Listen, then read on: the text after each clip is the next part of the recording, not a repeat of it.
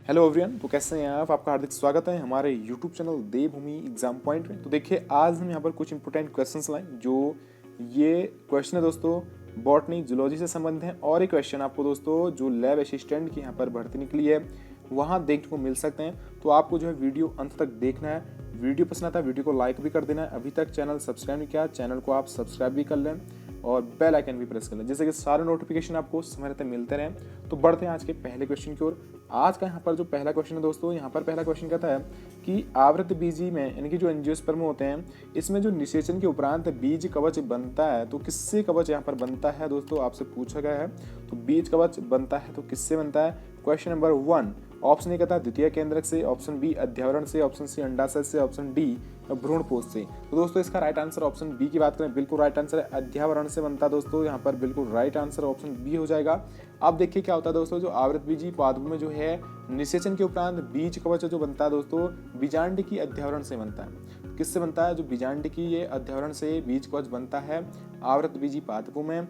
दोस्तों अगर बात करें द्वितीय केंद्र की, तो द्वितीय केंद्र होता है दोस्तों, ये जो होता है दोस्तों, ये भ्रूणपोष का जो है और अंडाशय का, भ्रूणपोष और अंडाशय दोनों का जो है ये फलभित्ति का ये निर्माण करती है। तो दोस्तों हमारा ऑप्शन यहाँ पर बी बिल्कुल राइट आंसर हो जाएगा। Next question, question number 2। Question number 2 यहाँ पर देखिए को यहाँ पर मिलता है। यहाँ पर क्वेश्चन नंबर 2 आपसे क्या पूछता है, देखिए से 1992 में रियो डी जेनेरो में जैविक विविधता पर आयोजित ऐतिहासिक सम्मेलन जाना जाता है। अब आपसे यहाँ पर पूछा गया तो किस रूप में जाना जाता है? ऑप्शन नंबर ए कहता है CITES सम्मेलन के रूप में, पृथ्वी सम्मेलन के रूप में, G16 संगोष्ठी के रूप में, ऑप्शन नंबर डी MAB कार्यक्रम के रूप में। अब देखिए दोस्तों इसका राइट आंसर अगर बात करें तो ऑप्शन बी हमारा यहाँ पर जो पृथ्वी सम्मेलन के रूप में ये जाना जाता है। तो पृथ्वी सम्मेलन हुआ था दोस्तों रियो डी जेनेरो में 1992 में। तो ये पृथ्वी सम्मेलन के रूप में जाना जाता है। तो ऑप्शन बी हमारा यहाँ पर बिल्कुल राइट आंसर होगा दोस्तों। देखिए क्या हुआ कि जैव विविधता संरक्षण पर आयोजित ये एक ऐतिहासिक सम्मेलन था 1992 में। ये ब्राजील के दोस्तों रियो डी जेनेरो को यहाँ पर पृथ्वी सम्मेलन के रूप में यहाँ पर इसे जाना जाता है। और जो CITES है दोस्तों, इसका जो अगर फुल फॉर्म की बात करें तो ये पॉइंट भी समझ लेते हैं, CITES। अब देखिए CITES क्या है, तो जो दोस्तों ये CITES है, अगर इसकी फुल फॉर्म की बात करें, convention on international trade in endangered species of flora एवं फौना। दोस्तों इसका जो है फुल फॉर्म ये होता है, क्या होता है एक बार फिर देख लेते हैं इसको, convention on international trade in endangered species of flora एवं फौना।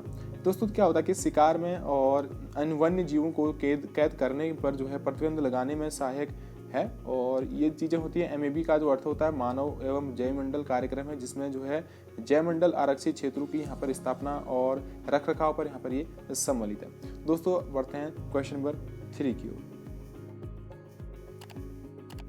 तो दोस्तों आप समझ गए होंगे तो CITES क्या है। तो CITES जो होता है दोस्तों, ये जो है ये शिकार में और वन्य जीवों को कैद करने पर प्रतिबंध लगाने में ये सहायक है। और MAB का अर्थ आप समझ चुके हैं, मानव एवं जीव मंडल कार्यक्रम है, जिसमें जो है जीव मंडल आरक्षित क्षेत्रों की स्थापना और रखरखाव ये इसमें MAB में सम्मिलित है। नेक्स्ट क्वेश्चन, क्वेश्चन नंबर यहाँ पर आता है दोस्तों 3। क्वेश्चन नंबर 3 को देखिए आप, यहाँ पर पूछा गया है क्वेश्चन नंबर 3 को देखिए, एक उभयलिंगी पुष्प होता है डॉट डॉट एक उभयलिंगी पुष्प होता है। तो आपसे पूछा गया है दोस्तों, अब इन चारों में से आपको बताना है। देखिए जो सरसों है दोस्तों, बिल्कुल यहाँ पर राइट आंसर होगा। सरसों एक क्या है? उभयलिंगी पुष्प होता है दोस्तों। यहाँ पर ऑप्शन सी की बात करें, बिल्कुल राइट आंसर है, सरसों एक उभयलिंगी पुष्प होता है। और जब पुष्प में जो है दोस्तों पुंकेसर व स्त्री केसर दोनों ही जननांग जो हैं उपस्थित हो तो वह जो होता है दोस्तों उभयलिंगी कहलाता है। उदाहरण के लिए आप मटर ले सकते हैं, गुड़हल ले सकते हैं। तो मटर भी होता है और गुड़हल भी होता है, ये पॉइंट इंपॉर्टेंट है। तो गुड़हल भी होता है, मटर भी होता है, सरसों भी होता है। तो इसमें तो उभयलिंगी अगर पौधा क्या होगा, जब जो है पुष्प में जो है पुंकेसर व स्त्री केसर जो है दोनों ही जो है जननांग उपस्थित हो। नेक्स्ट क्वेश्चन, क्वेश्चन नंबर यहाँ पर आता है 4। अब देखिए इंपोर्टेंट क्वेश्चन है और सरल सा क्वेश्चन भी है। यहाँ पर पूछा गया है जल पृथ्वी के कितने भाग में उपस्थित होता है? तो दोस्तों क्वेश्चन नंबर 4, तो इसका राइट आंसर ऑप्शन ए यहाँ पर बिल्कुल राइट आंसर है, 71% बिल्कुल सही हो जाएगा। बढ़ते हैं क्वेश्चन नंबर 5 की ओर। अब यहाँ पर क्वेश्चन नंबर 5 देखने को मिलता है, पल्मोनरी सिरा खुलती है या रुधिर लाती है? तो कौन सा दोस्तों आपसे पूछा गया है, पल्मोनरी सिरा खुलती है या रुधिर लाती है? दायानंदी में, बायानंदी में, बायनिले में या दायनिले में? तो यह रुधिर लाती है तो कहाँ से लाती है पूछा गया क्वेश्चन नंबर 5।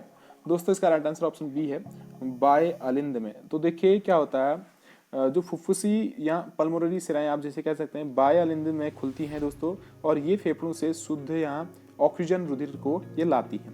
तो दोस्तों ऑप्शन बी हमारा बिल्कुल राइट आंसर होगा। नेक्स्ट क्वेश्चन नंबर यहाँ पर आता है 6। संघ एनेलिडा के लिए असत्य कथन को यहाँ पर जो है अंकित कीजिए, आपसे पूछा गया है। तो संघ एनेलिडा के लिए यहाँ पर गलत कथन कौन सा है आपसे पूछा गया है। दोस्तों ऑप्शन ए कहता है ये द्विपार्श्व सममित गुही जंतु है। ऑप्शन बी कहता है ये एक लिंगाश्रयी व द्विलिंगाश्रयी दोनों प्रकार के जंतु हैं। ऑप्शन सी कहता है इनमें उत्सर्जी अंगों में ज्वाला कोशिकाएं पाई जाती है। ऑप्शन डी कहता है ये सामान्यतः क्या होती है अलैंगिक जनन नहीं दर्शाते हैं। दोस्तों इसमें से जो है संघ एनेलिडा के लिए असत्य कथन कौन सा है आपसे पूछा गया। बात करें ऑप्शन सी की, बिल्कुल राइट आंसर होगा इनमें जो है उत्सर्जी अंगों में ज्वाला कोशिकाएं पाई जाती हैं, ये बिल्कुल असत्य कथन है। देखिए एनेलिडा में उत्सर्जी अंग के रूप में जो है नेफ्रिडिया पाए जाते हैं, जबकि ज्वाला कोशिकाएं नहीं पाई जाती हैं। क्या पाए जाते हैं इसमें जो उत्सर्जन के लिए नेफ्रिडिया पाए जाते हैं, जो कि ऑप्शन में हमारा जो सी है यहाँ पर ज्वाला कोशिकाएं दिखाया है, लेकिन क्या होना चाहिए था नेफ्रिडिया। तो एनेलिडा में उत्सर्जी अंग के रूप में नेफ्रिडिया पाए जाते हैं दोस्तों, जबकि जो संघ जो प्लेटीहेल्मिन्थेस के जंतु में जो है उत्सर्जी अंग के रूप में ज्वाला कोशिकाएं पाई जाती हैं। अब मैं आपको समझाऊं दोस्तों, यहाँ पर जो ज्वाला कोशिकाएं होती हैं ये जो होती हैं संघ जो प्लेटीहेल्मिन्थेस है, तो संघ प्लेटीहेल्मिन्थेस में ये चीज़ें ये उत्सर्जी अंग के रूप में पाई जाती हैं। तो ये हमारा जो है संघ प्लेटीहेल्मिन्थेस का है, और जो संघ एनेलिडा में होता है इसमें नेफ्रिडिया पाई जाती हैं। तो इन्हें जो है दोस्तों अधिवृक्क या सोलेनोसाइट्स भी कहते हैं। तो इन्हें जो है अधिवृक्क भी कहते हैं, सोलेनोसाइट्स भी इसे कहा जाता है।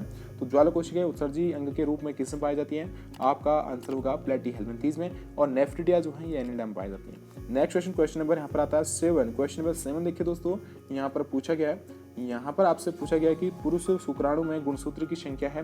क्वेश्चन नंबर 7, तो ऑप्शन ए यहाँ पर बिल्कुल राइट आंसर है 23। देखिए अगुणित पुरुष शुक्राणु में जो है गुणसूत्र की संख्या 23 होती है, और शुक्राणु नर युग्मक है दोस्तों, जो अर्धसूत्री विभाजन के बाद वृषण की शुक्रजनक नलिकाओं की ये जनक कोशिकाओं से बनते हैं, और इस प्रक्रिया को शुक्रजनन कहते हैं। और शुक्राणु में 22 जो होते हैं दोस्तों कायिक गुणसूत्र, और एक जो होता है अक्ष या वाई लिंग गुणसूत्र पाया जाता है। ये पॉइंट आपको पता होना चाहिए। नेक्स्ट क्वेश्चन नंबर 8 देखिए, आपसे पूछा क्या गया है यहाँ पर, ऊंचे पहाड़ों पर ऊंचाई की बीमारी होती है, इसके लक्षण है। तो ऊंचे पहाड़ों पर ऊंचाई की बीमारी होती है, इसके लक्षण है जी मिचलाना, शीघ्र थकान, तीव्र हृदय स्पंदन, ये सभी। तो क्वेश्चन नंबर 8 का अगर बात करें, ऑप्शन नंबर डी हमारा ये सभी जो है बिल्कुल राइट आंसर है। देखिए क्या होता है, जी मिचलाना, शीघ्र थकान, तीव्र ये हृदय स्पंदन आदि शरीर को जो है पर्याप्त मात्रा में ऑक्सीजन नहीं मिलने के परिणाम है दोस्तों। ऊंचे पहाड़ों पर वायुमंडलीय दाब क्या होता है, कम हो जाता है, और इसलिए जो है विरल वायु से जो है श्वसन के लिए O2 आसानी से नहीं प्राप्त हो पाती है। और यह दोस्तों यहाँ अगर बात करें, यहाँ श्वसन की क्षमता बढ़ाने हेतु जो है आरबीसी की संख्या और हीमोग्लोबिन की बंधन क्षमता यहाँ पर बढ़ जाती है। तो दोस्तों ऑप्शन हमारा यहाँ पर डी बिल्कुल राइट आंसर होगा। नेक्स्ट क्वेश्चन नंबर 9 देखिए, दाएं निलय से रुधिर पर सर्वप्रथम किस अंग में जाता है। तो दाएं निलय से रुधिर जो है सर्वप्रथम किस अंग में जाता है आपसे पूछा गया है। तो दोस्तों ऑप्शन ए की बात करें, फेफड़ों में। ऑप्शन ए बिल्कुल राइट आंसर होगा। देखिए दाएं निलय से अशुद्ध रुधिर जो है फुफ्फुस धमनी द्वारा फेफड़ों में शुद्ध होने के लिए जाता है। तो ऑप्शन ए हमारा फेफड़ों में बिल्कुल राइट आंसर होगा। क्वेश्चन नंबर 10 देखिए, निम्न में से अध्यावरणीय संरचनाओं के व्युत्पन्नों का वह समूह कौन सा है जो यह दर्शाता है कि पक्षी विशिष्टीकृत सरीसृप है। तो क्वेश्चन नंबर 10 आपसे पूछता है, निम्न में से अध्यावरणीय संरचनाओं के व्युत्पन्नों का वह समूह कौन सा है जो यह दर्शाता है कि पक्षी विशिष्टीकृत सरीसृप है। क्वेश्चन नंबर 10 दोस्तों, पक्षियों में सल्क एवं पंजे युक्त पादों की उपस्थिति जो है इस तथ्य का प्रमाण है। इनकी ऑप्शन ए की बात करें यहाँ पर बिल्कुल राइट आंसर होगा क्वेश्चन नंबर 10 का। तो ये किसका प्रमाण है, उनकी उपस्थिति का प्रमाण है। तो दोस्तों क्या होता है कि इनकी जो उत्पत्ति जो है सरीसृपों से हुई है, और इसके अतिरिक्त पक्षियों के परों को विशेष रूप से जो है दोस्तों रूपांतरिक सल्क ही माना जाता है। अथवा अगर बात करें दोस्तों, उक्त लक्षणों के कारण ही जो है पक्षियों को विशिष्टीकृत सरीसृप कहा जाता है। तो ऑप्शन हमारा ए यहाँ पर क्वेश्चन नंबर 10 का बिल्कुल राइट आंसर होगा। नेक्स्ट क्वेश्चन नंबर यहाँ पर देखिए, यहाँ पर आता है 11। क्वेश्चन नंबर 11 पूछता आपसे, आप देखिए आपसे पूछा क्या गया है, बहुलता में पाए जाने वाले प्रोकैरियोटिक जीव जो मनुष्य द्वारा दूध से दही जमाने और प्रतिजैविकों के उत्पादन हेतु सहायक हैं, निम्नलिखित श्रेणी में समूहबद्ध किए गए हैं। दोस्तों आपको बताना है इसका राइट आंसर क्या होगा। अब देखिए यहाँ पर ऑप्शन डी की बात करें, परपोषी जीवाणु बिल्कुल राइट आंसर होगा। अब देखिए परपोषी जीवाणु जो है प्रकृति में बहुलता से पाए जाते हैं दोस्तों, और ये स्वयं भोजन निर्माण में असमर्थ होते हैं, और ये जीवाणु दुग्ध से दही बनाने, जैसे उदाहरण के लिए देखो लैक्टोबैसिलस की बात करें तो प्रतिजैविकों के निर्माण और स्ट्रेप्टोमाइसिस तथा जो फलीदार पादपों की जड़ ग्रंथियों में ये नाइट्रोजन स्थिरीकरण करने, जैसे आप देखिए राइजोबियम, ये जो है सहायक होते हैं, यानी कि ऑप्शन डी हमारा परपोषी जीवाणु। नेक्स्ट क्वेश्चन आता है क्वेश्चन नंबर यहाँ पर देखिए 12। अब यहाँ पर पूछा गया है कि अंटार्कटिका पर ओजोन छिद्र का प्रमुख कारण है दोस्तों, यहाँ पर आपको बताना है। देखिए ऑप्शन ए की बात करें, सीएफसी का उत्सर्जन, बिल्कुल राइट आंसर ऑप्शन ए होगा। तो सीएफसी का उत्सर्जन यहाँ पर सही आंसर है। देखिए ओजोन के छिद्रों जो होता है, जो छिद्र जो यहाँ पर हुआ है, तो उसका जो प्रमुख तो यहाँ पर जो कारण है, ये उत्तरदायी जो यहाँ पर है, तो ये है सीएफसी, क्लोरोफ्लोरोकार्बन आप जिसे कहते हैं। तो सीएफसी हमारा यहाँ बिल्कुल राइट आंसर होगा। नेक्स्ट क्वेश्चन नंबर यहाँ पर आता है 13, आपसे पूछा गया है यहाँ पर, तो लघु बीजाणु पैदा होते हैं दोस्तों, आपसे पूछा क्वेश्चन नंबर 13। देखिए ये ऑप्शन अगर डी की बात करें बिल्कुल राइट आंसर होगा। तो ऑप्शन डी की यहाँ पर जो है राइट आंसर बिल्कुल सही है। तो लघु बीजाणु पैदा होते हैं तो कहाँ से होते हैं? परागकोश में होते हैं।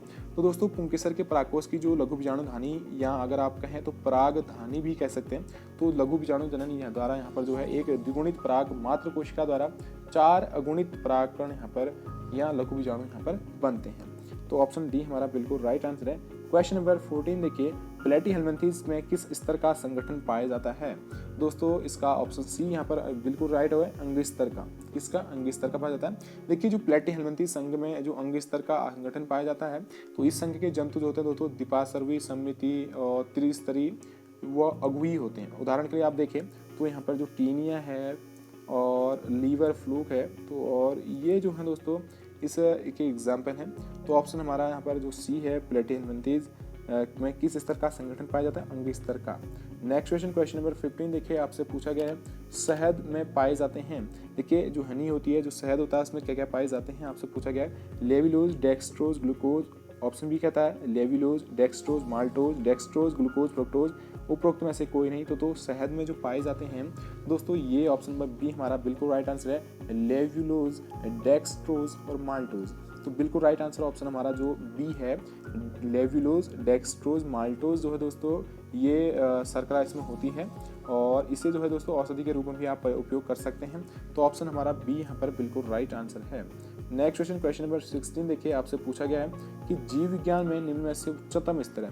तो जीव विज्ञान में निम्न में से उच्चतम स्तर कौन सा है आपसे पूछा गया है क्वेश्चन नंबर 16। देखिए दोस्तों ये है जीवोम।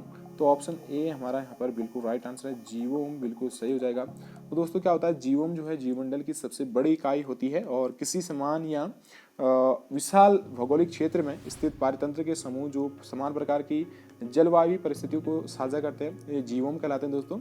और एक जीवोम के पारितंत्र में समान प्रकार की वनस्पति एवं यहाँ पर जंतु आते हैं। तो ऑप्शन हमारा ए यहाँ पर बिल्कुल राइट आंसर होगा। नेक्स्ट क्वेश्चन नंबर यहाँ पर आता है 17। देखिए इसको आप समझ सकते हैं, तो जातियों को समझा जाता है। तो दोस्तों क्वेश्चन नंबर 17 आपसे पूछता है, देखिए ऑप्शन सी की बात करें, वर्गीकरण की वास्तविक आधार की इकाई, यहाँ पर बिल्कुल राइट आंसर होगा। तो किसके आधार पर समझा जाता है? वर्गीकरण की वास्तविक आधार इकाई। देखिए प्रजाति समान जीवों का वह समूह है दोस्तों जो स्वयं के प्राकृतिक वास में परस्पर या अंतः प्रजनन के लिए स्वतंत्र होती है और दूसरे जीव की समष्टि के साथ साथ प्रजनन नहीं करती है। समांतर रूप में दोस्तों प्रजातियां वर्गीकरण के साथ साथ विकास को समझने और जानने के लिए वास्तविक आधार इकाई होती है। तो ऑप्शन हमारा सी यहाँ पर बिल्कुल राइट आंसर होगा। क्वेश्चन नंबर 18 देखिए, यहाँ पर पूछा गया निम्न में से कौन से समूह में अधिक जाति विविधता पाई जाती है? तो दोस्तों इसका ऑप्शन डी यहाँ पर सही है, कवक में यहाँ पर सही होगा। तो देखिए कवक सुकेंद्रीय विषमपोषी जीव हैं और जिनमें जो है आकार, रूप, कार्य की, पोषण, जनन आदि आधारों में सर्वाधिक विविधता इसमें पाई जाती है दोस्तों।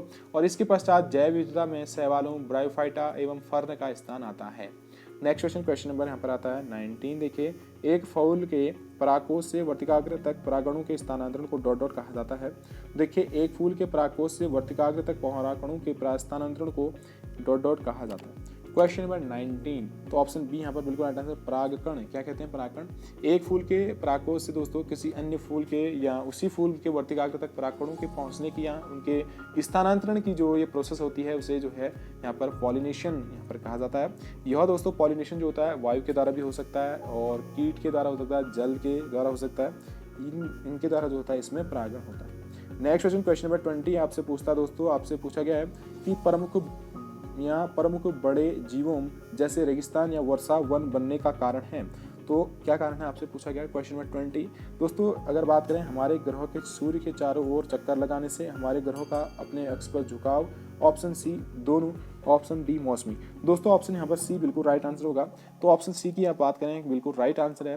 देखिए हमारे ग्रह पृथ्वी के सूर्य के चारों ओर जो है घूमने और अपने अक्ष पर झुकाव के कारण वैश्विक जलवायु प्रभावित होती है दोस्तों। और सूर्य से प्राप्त जो प्रकाश और इससे जो उत्पन्न तापमान में जो विविधता के कारण अनेक लघु या दीर्घ अवधि के जलवायु परिवर्तन निर्मित होते हैं जो अनेक जीवों का यहाँ पर निर्माण करते हैं। तो ऑप्शन हमारा सी यहाँ पर बिल्कुल राइट आंसर होगा।